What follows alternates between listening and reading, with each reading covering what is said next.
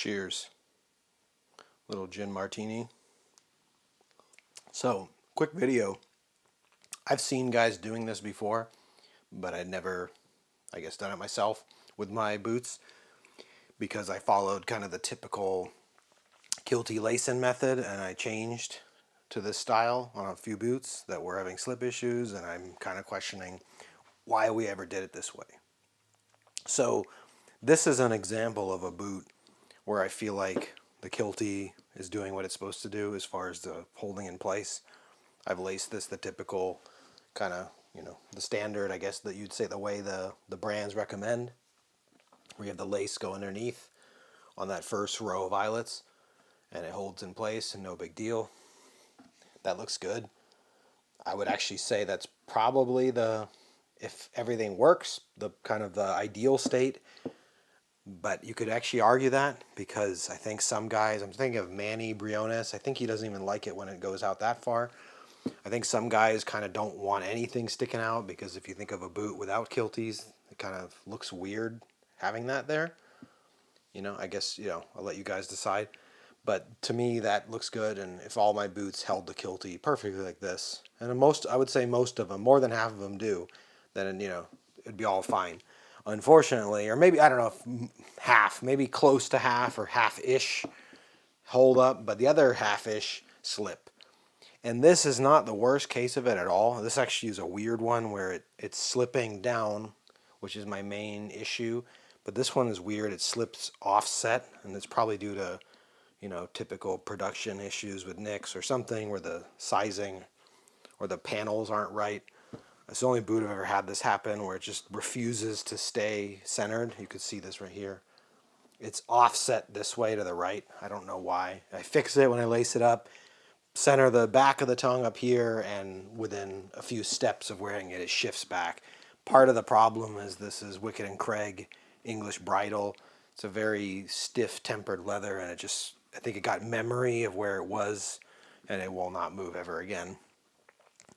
I don't really care. I don't think this looks terrible, but I guess what to me is a sign of it slipping is when you see that corner past the quarters.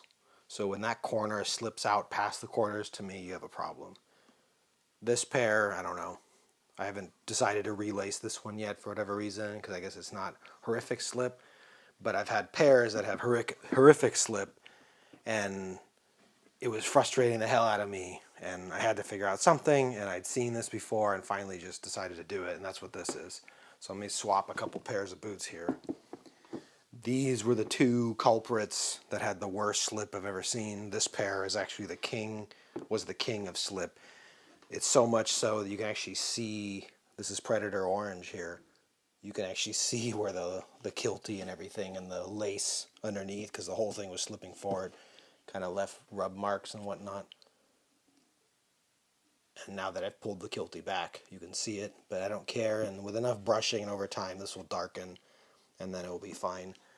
But this pair, the kilty was slipping so far down, it was stupid looking and looked ridiculous. But I've seen some insane kilty slip where the guys' kilties are like down here on their toes. I mean, it's like, come on. But I couldn't deal with it on this pair anymore, and this is the method I saw. Again, I'd seen this before. I didn't come up with this. I'm not trying to pretend I came up with this, but I'd seen it on places like Reddit and forums. And basically, instead of doing the usual where you're running between those holes, you run the first kind of lace between the eyelets rather. You run it through the holes, so it's sitting underneath and it pops out and goes straight underneath into the first eyelets. Instead, you, in a sense, shift the kilty up one, and because you no longer have a lace going, just horizontally side to side, the way you have to deal with it is you have that flat thing you could see down there, and then they come up out of the first eyelets, and when they're going into the second, instead of going underneath and into the bottom like typical, you have it dive through the hole in the kilty.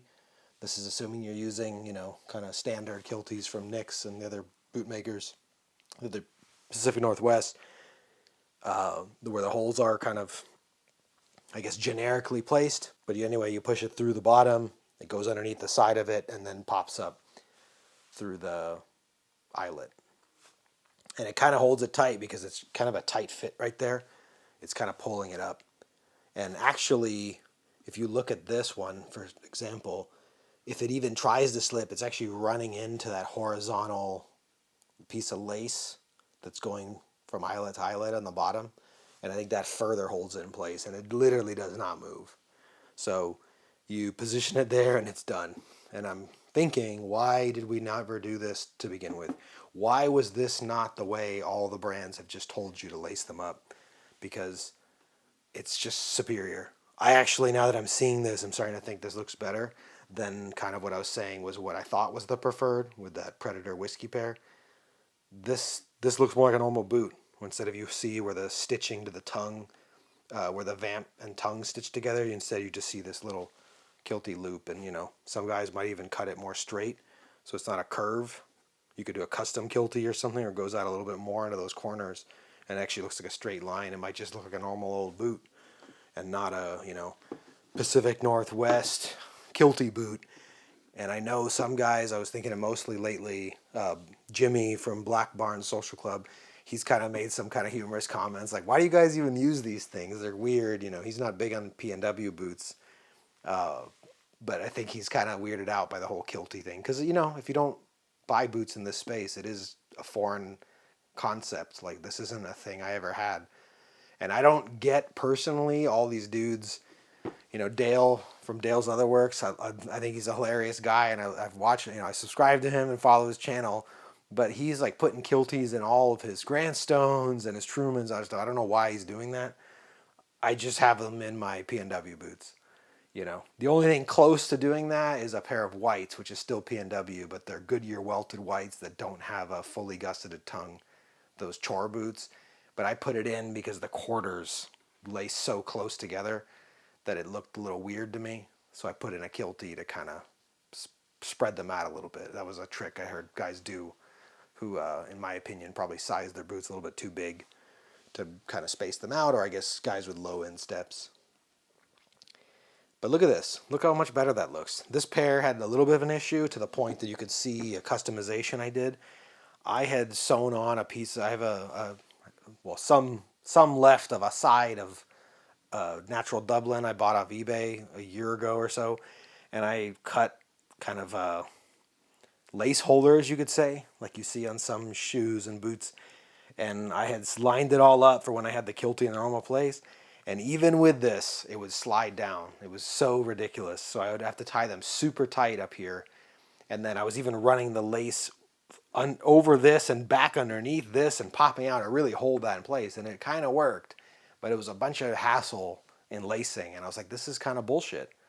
Why am I putting all this work into this nonsense? To the point that I never even put one of these on the left boot. Because I'm like, this isn't a good solution. And guys talk about slitting the kilty and doing that way. It would have been the same problem. Where just this boot, for whatever reason, was all about kilty slip, similar to this one, and it was just not working. And this is kind of, these two boots, I'm like, I have to come up with a new solution.